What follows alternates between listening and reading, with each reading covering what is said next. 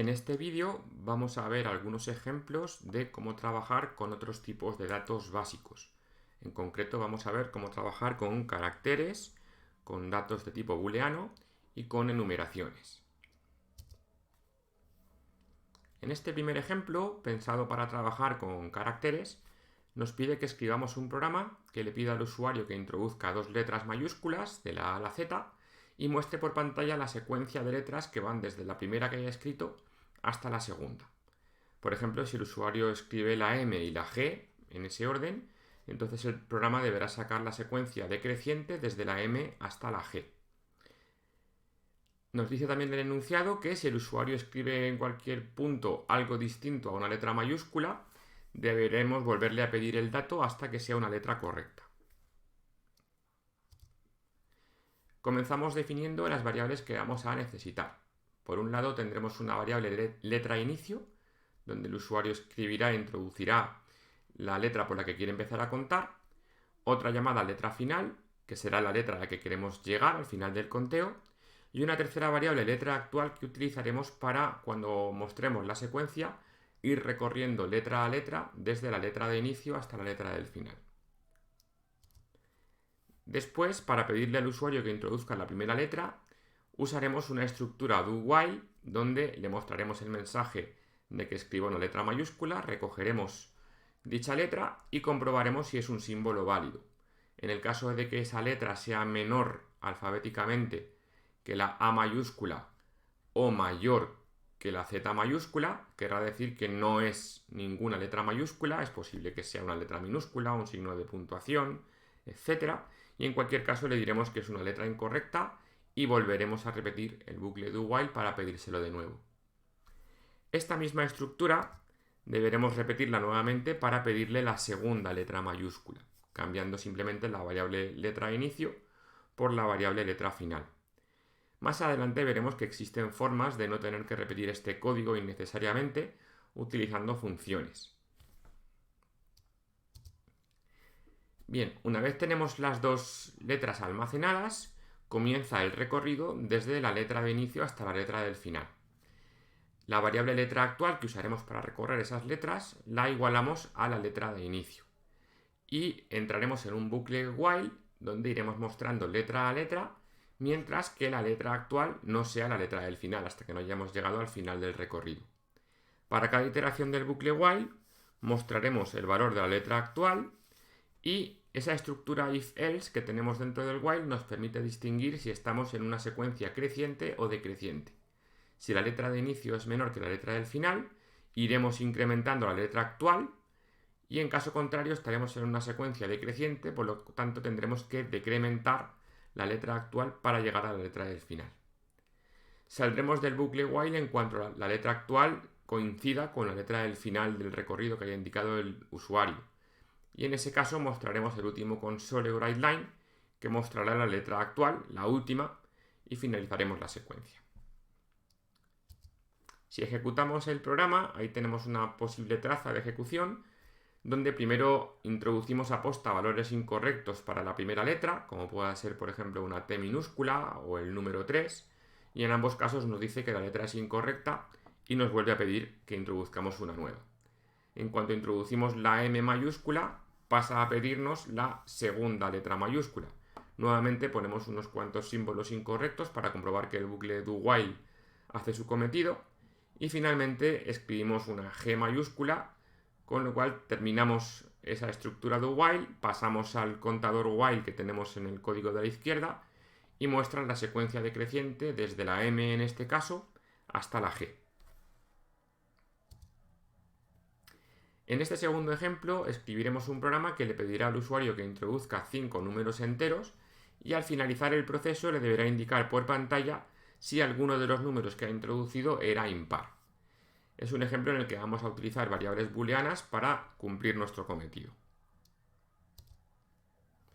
Comenzamos con una estructura básica como esta. Podemos, por ejemplo, utilizar una constante, que en este caso hemos llamado total números, para almacenar cuántos números le vamos a pedir al usuario. Utilizaremos una variable que hemos llamado número actual, donde recogeremos cada número que escribe el usuario de esos 5, y después le pedimos al usuario que escriba esos 5 números. Y los recorremos o los recogemos con un bucle for, puesto que sabemos cuántas repeticiones vamos a hacer, van a ser exactamente 5. Utilizamos el bucle for, que es la estructura más apropiada en estos casos. Dentro de ese for, guardamos en la variable número actual cada uno de los números que ha escrito el usuario. ¿Qué ventaja tiene utilizar la constante, por ejemplo?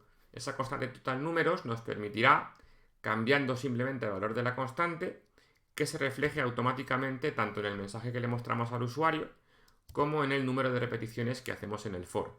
Por lo tanto, podríamos de esa forma muy fácilmente cambiar el programa para que en lugar de 5 números fuesen 10, 20, 3 o los que quisiéramos.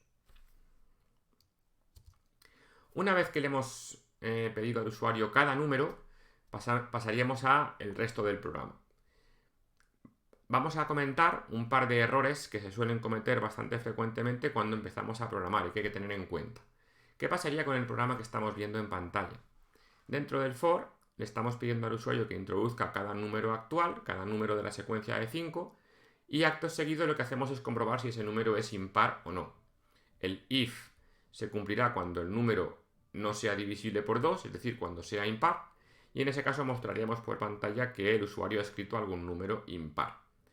El else, por contra, se activará cuando el número escrito por el usuario no cumpla la condición y por lo tanto sea par, y mostrará por pantalla que no ha escrito ningún número par. Pero si ejecutamos este código tal cual está, obtendremos, por ejemplo, para los números que vemos ahí, 2, 4, 7, 8 y 10, una salida como la que tenemos.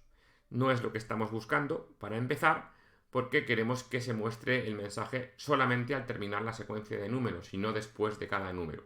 Por lo tanto, el console draw line dentro del for no tiene sentido porque no estamos esperando a terminar para mostrar el mensaje. Para cada número que estamos escribiendo nos está diciendo si ese número es impar o no, pero no es el propósito del ejercicio. Por lo tanto, esta solución no sería correcta. Una segunda aproximación consistiría en utilizar una variable booleana.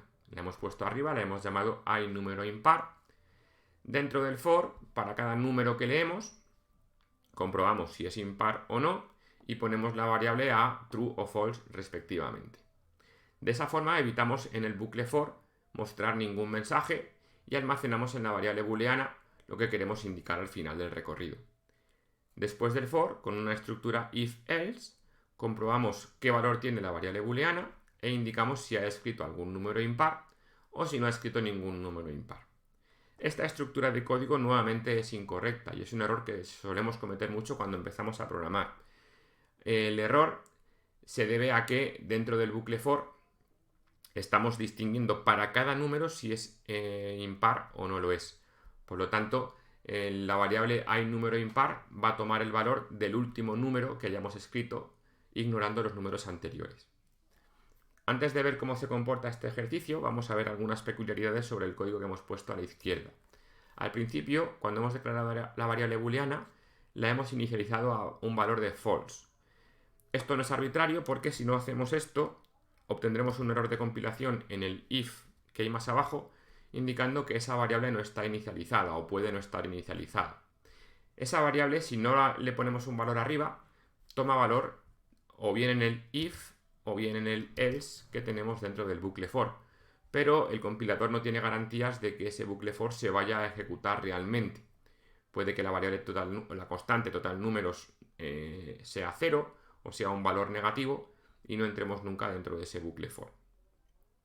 Por lo tanto, es recomendable, en este caso obligatorio para que el programa compile, dar un valor inicial a la variable. Si ejecutamos el programa pasándole una secuencia de números todos pares, por ejemplo 2, 4, 6, 8 y 10, aparentemente el programa funciona bien. Nos dice que no hemos escrito ningún número impar. Sería un funcionamiento correcto. Pero si ejecutamos la secuencia del ejemplo anterior, 2, 4, 7, 8 y 10, podemos observar que el 7 es un número impar, pero aún así nos dice que no hemos escrito ningún número impar. Y eso se debe a lo que comentábamos antes. La estructura if-else dentro del bucle for solamente va a almacenar en la variable booleana el resultado de comprobación del último número, que es el 10. Como el 10 es par, hay número impar será false y nos dirá al final de todo que no hemos escrito ningún número impar cuando eso no es cierto. En general, cuando queremos comprobar una cosa utilizando algún tipo de bucle, lo que se suele hacer es, antes del bucle, suponer una de las dos cosas que queremos demostrar. En este caso podemos suponer que no va a haber ningún número impar, y dentro del bucle limitarnos a comprobar lo contrario, en este caso a comprobar que sí que hay algún número impar. Por lo tanto, esta solución obviamente sería incorrecta, no nos sirve, y lo que tendríamos que hacer sería no utilizar esa cláusula else dentro del for.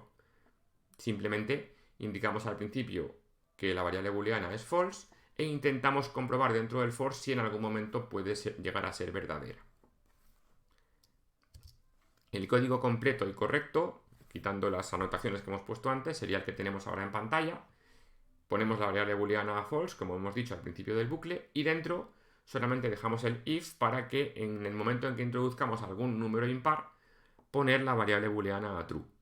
Así, cuando salgamos del for, esa variable booleana solamente va a ser true si hemos encontrado algún número impar en el recorrido. Da igual que sea el primero, el segundo, el último.